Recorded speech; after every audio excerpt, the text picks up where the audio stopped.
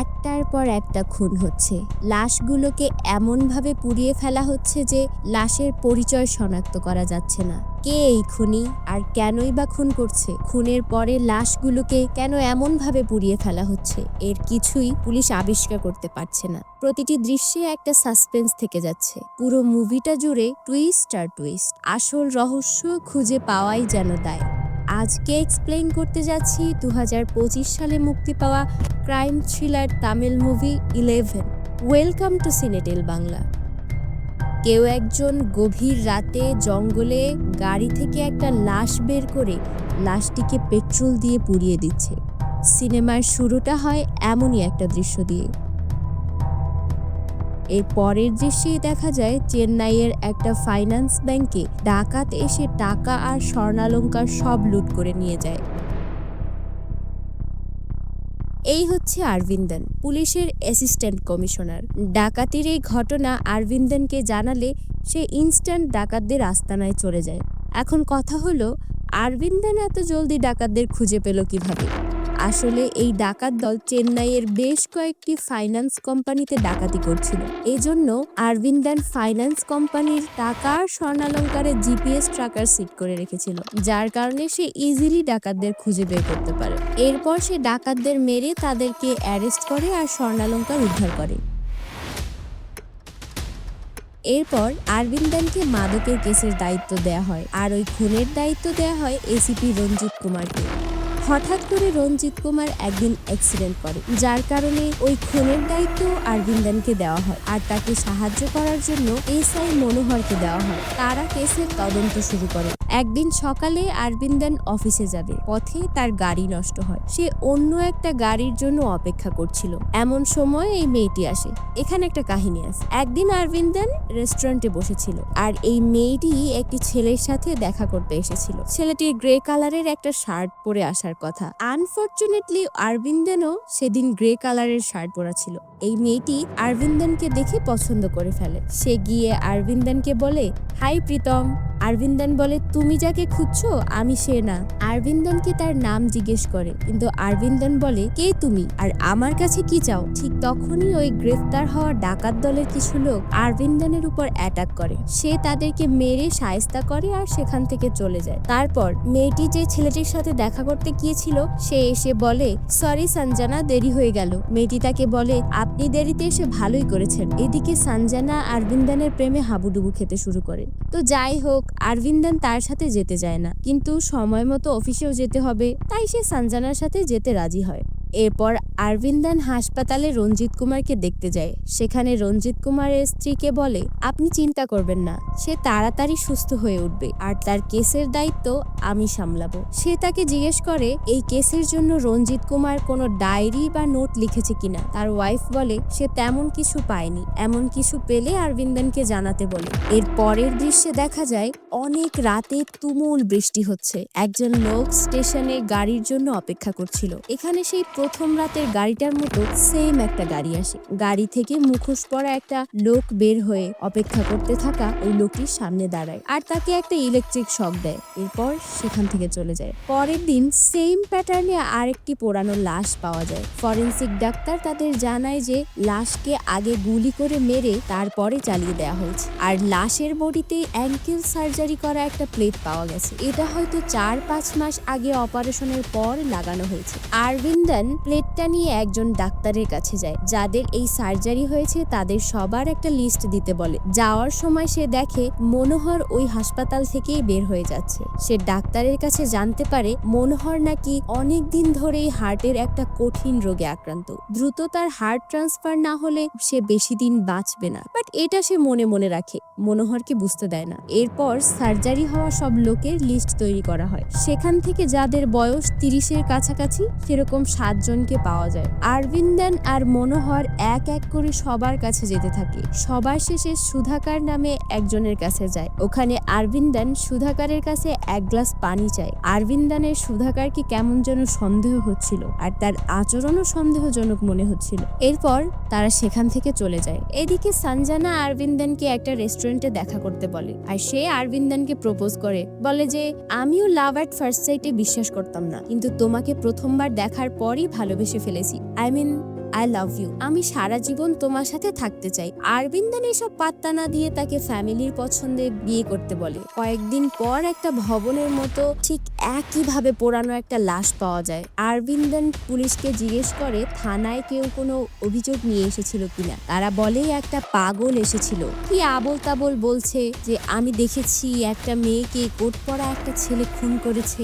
আরবিন্দন ওই পাগলের কাছে জিজ্ঞেস করে কি দেখেছো আমাকে বলো। পাগলটা বলে যে রাতে বাস থেকে একটা মেয়ে নামে, কোট পরা একটা ছেলে মেয়েটিকে নিয়ে যায়। আরবিন্দন পাগলকে জিজ্ঞেস করে মেয়েটিকে চেনো বা এর আগে দেখেছো। সে রোজ রাতে মেয়েটাকে স্কুটারে যেতে দেখে, কিন্তু ওই দিন স্কুটার ছিল না। মনোহর খোঁজ খবর নিয়ে জানায় পুরো এলাকায় কোথাও সিসিটিভি নেই, একটা আছে তাও নষ্ট। এরপর গ্যারেজে গিয়ে স্কুটার সম্পর্কে খোঁজ নিলে জানতে পারে একটা মেয়ে 2 দিন আগে স্কুটার ঠিক করতে দিয়েছিল, কিন্তু এখনো নেয়নি, আর কোনো ফোন নাম্বারও দিয়ে যায়নি। স্কুটারের মধ্যে থাকা কাগজ দেখে জানতে পারে মেয়েটির নাম মীরা। তারা মীরার বাসায় যায়। দরজা খুলতে যে মেয়েটি আসে তাকে দেখে একজন পুলিশ জিজ্ঞেস করে তুমি তো সেদিন পুলিশ স্টেশন গিয়েছিলে, তোমার কুকুর হারিয়ে গেছে বলে ডায়েরি করতে গিয়েছিলে না, কুকুর পেয়েছো কি? মেয়েটি বলে না।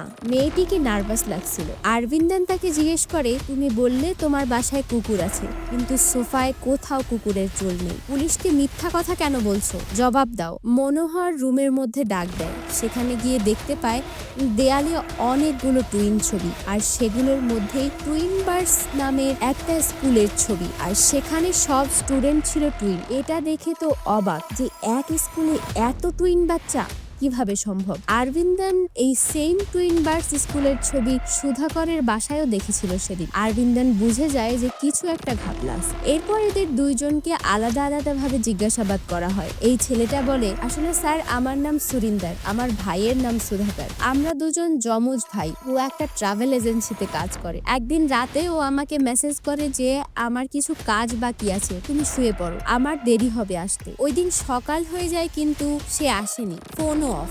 আমি ওর অফিসে গিয়ে দেখতে যাব যে অফিসে কিনা। ওই সময় একটা নাম্বার থেকে আমার ফোনে ভিডিও কল আসে। ওই মেয়েটাও সেম কথা বলে যে তার ফোনেও একটা ভিডিও কল আসে। তারা দুজনেই ফোন রিসিভ করে।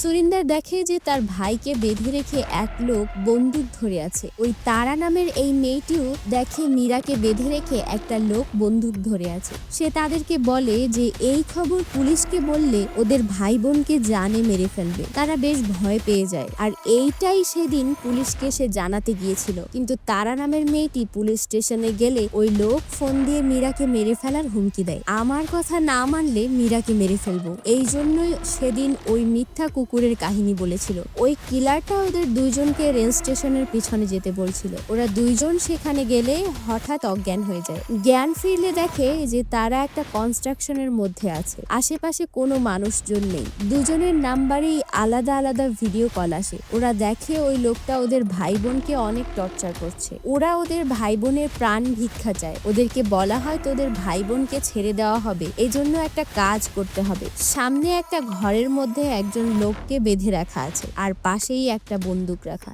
সামনে থাকা ওই লোকটাকে বন্দুক দিয়ে শুট করে মেরে ফেলতে হবে, আর এটা করলেই ওরা ওদের ভাই বোনকে ফেরত পাবে। ওরা এটা করতে না চাইলেও ওদেরকে করতে বাধ্য করা হয়। এরপর ওরা ওদের ভাই বোনকে বাঁচানোর জন্য গুলি চালায় আর সামনের লোকটিকে মেরে ফেলে। আর এই সব ঘটনা ওই লোকটা ভিডিও করে রাখে, পরে ওদের ফোনে পাঠায়। ভিডিওতে ওরা দেখে ওরা চলে আসার পর লোকটি গিয়ে খুন হওয়া লোক দুটির মুখ থেকে কাপড় সরালে সেখানে ওর ভাই সুধাকর আর মীরাই ছিল। মানে ওরা ওদের আপন ভাই আর বোনকেই মেরে ফেলেছে। কোন লেভেলের সাইকো কিলার চিন্তা করেন, ওদের দিয়েই ওদের ভাই বোনকে হত্যা করাইছে। যাই হোক, দুজনকে একসাথে আনা হয়। আরবিন্দন কাহিনী বুঝিয়ে বলে তোমাদের আসলে একটা নকল ভিডিও কল বানিয়ে কৌশলে কাজটা করানো হয়েছে। আর আরবিন্দন জিজ্ঞেস করে তোমরা দুজন দুজনকে চেনো?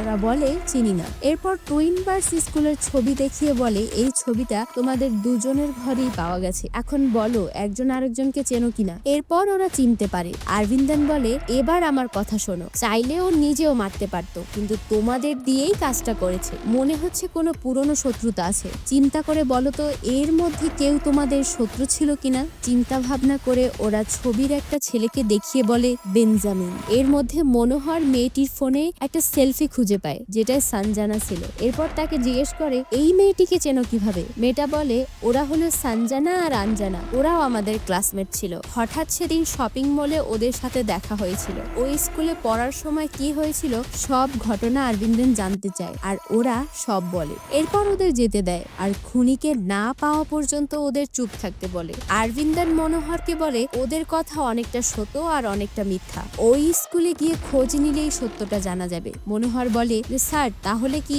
বাকি যে 6টা লাশ পাওয়া গেছে এরাও এদেরই ক্লাসমেট? আরবিন্দন মনোহরকে বলে যারা বাকি আছে তাদের বাঁচাতে হবে, আর এটা মাত্র টুইন বার্ডস স্কুলের মাধ্যমেই সম্ভব। মনোহর আরবিন্দনকে জিজ্ঞেস করে স্যার, একটা কথা জিজ্ঞেস করব, আপনি জানেন ওরাই ওদের ভাই বোনকে খুন করেছে, তাও ওদের যেতে দিলেন কেন? আরবিন্দন বলে বেঞ্জামিন যদি জানতে পারে আমি ওদের অ্যারেস্ট করেছি তাহলে আমরা বেঞ্জামিনকেই আর ধরতে পারবো না।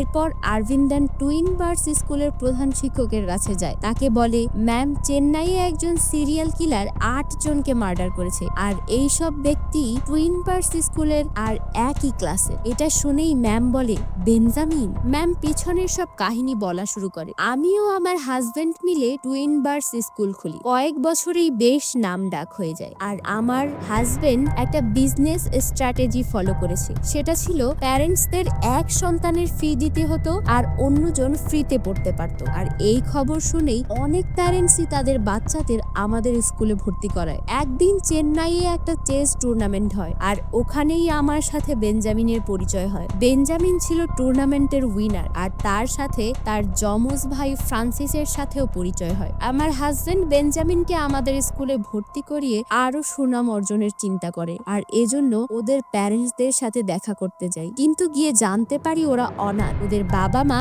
অনেক আগেই কার অ্যাক্সিডেন্টে মারা গেছে। ওরা ফুটপাতে থাকে আর কিছু কাজ করে খরচ চালায়। একটা সরকারি স্কুলে যায়। এরপর ওদের স্কুলে থাকার জন্য একটা জায়গা দেই, ওরা একসাথেই থাকে আর অনেক খুশি হয়। ওরা ক্লাস করা শুরু করে। বেঞ্জামিন যে অনেক ভালো করতে থাকে আর ফ্রান্সিস পড়াশোনায়। আর কিছুদিনের মধ্যেই ওরা দুইজন সব শিক্ষকের প্রিয় হয়ে ওঠে, আর শিক্ষকেরা ক্লাসের বাকি সবাইকে ওদের এক্সাম্পল দেয়া শুরু করে। আমি ভেবেছি সব বাচ্চারা ওদের দুইজনকে দেখে আরো ইন্সপায়ার হবে, কিন্তু ঘটে উল্টো। ধীরে ধীরে সব বাচ্চাদের মধ্যে ওদের দুজনের উপর ক্ষোভ তৈরি হয়। একদিন প্যারেন্টস মিটিং এ বেঞ্জামিন আর ফ্রান্সিস একে অপরকে নিজেদের বাবা সাজিয়ে মিটিং এ আসে। বেঞ্জামিন বলে আমি ফ্রান্সিসের বাবা, আর ফ্রান্সিস বলে আমি বেঞ্জামিনের বাবা। এটা দেখে সব অভিভাবক তাদের সন্তানদের ফ্রান্সিস আর বেঞ্জামিনের মতো হতে বলে। ফ্রান্সিস ক্লাসে গেলে বেঞ্জামিন গিয়ে দেখে ফ্রান্সিস বেঞ্চে বসে কান্না করছে। ফ্রান্সিস বেঞ্জামিনকে বলে আমি কি পাগল?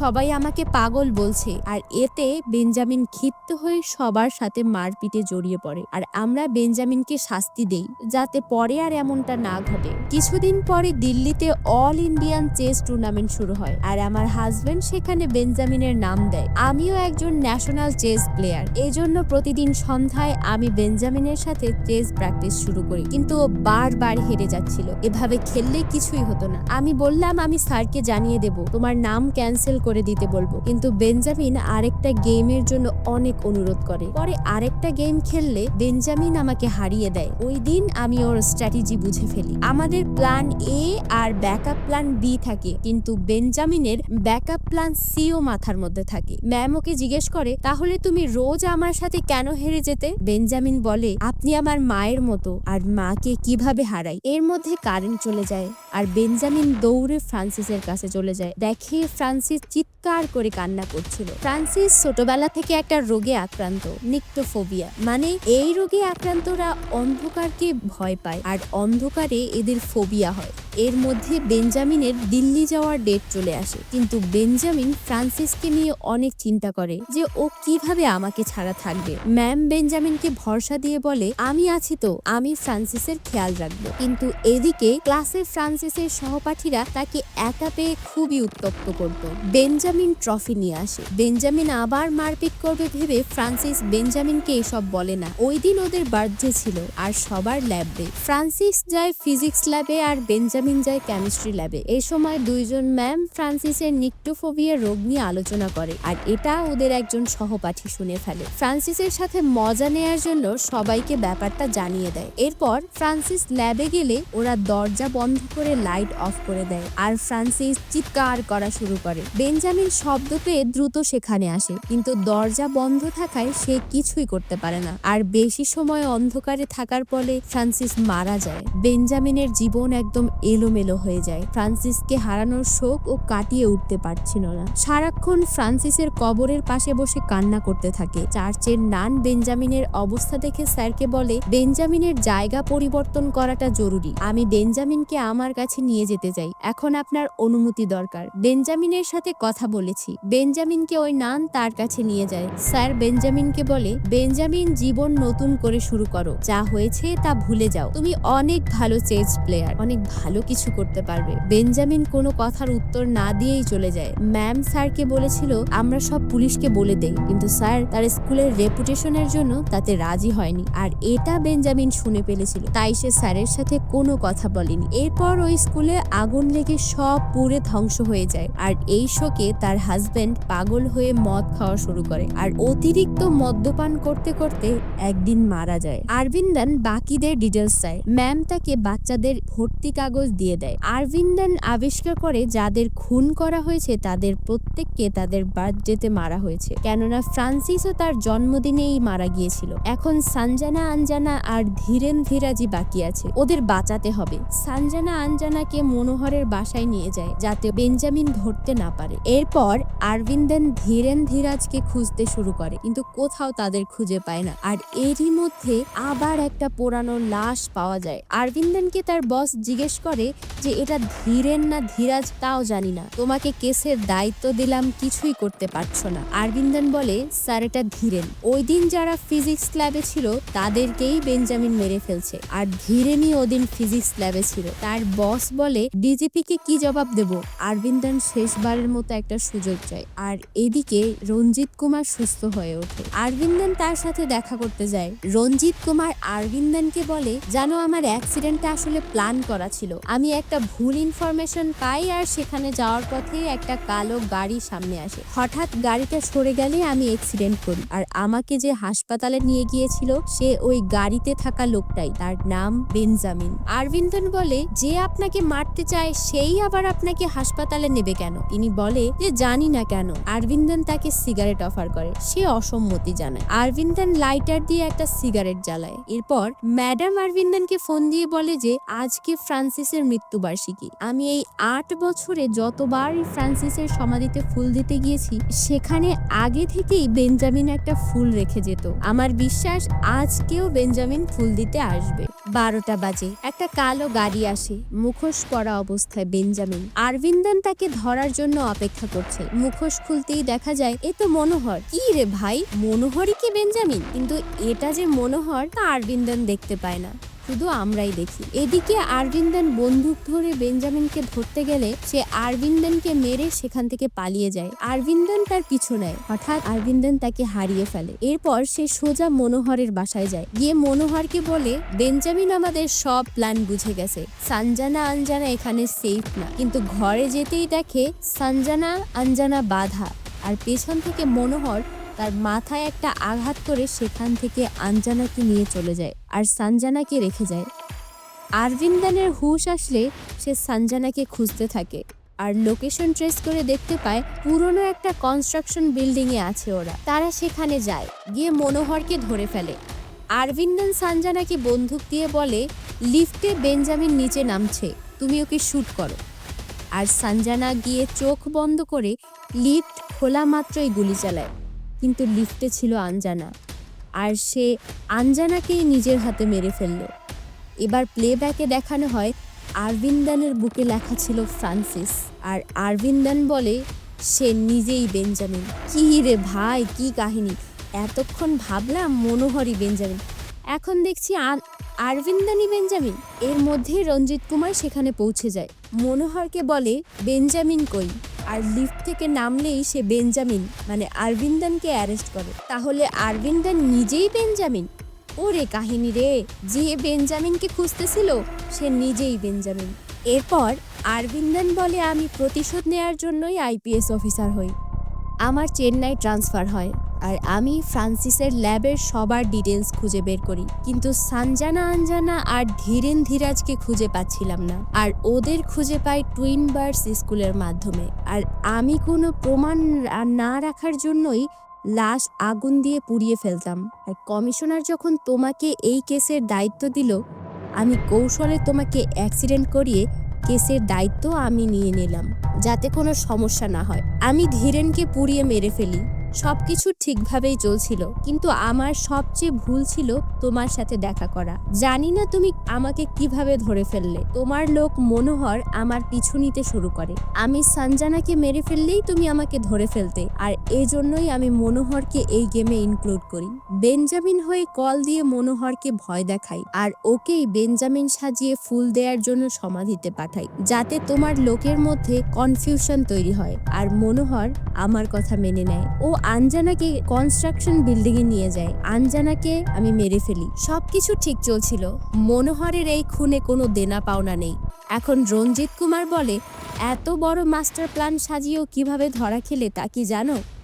বলে, এই লাইটার। ওই দিন এই সিগারেট জ্বালানোর জন্য তোমার লাইটার বের করেছো যখন, এই সেম লাইটার আমি যেদিন অ্যাক্সিডেন্ট করেছি সেদিন বেঞ্জামিনের কাছে দেখেছি। এরপরই তোমাকে আমার সন্দেহ হয়। আমি তোমার বায়োডাটা চেক করেছি, জানতে পারলাম তুমি অ্যাডপ্টেড চাইল্ড। আমার সন্দেহ আরো বাড়তে লাগলো।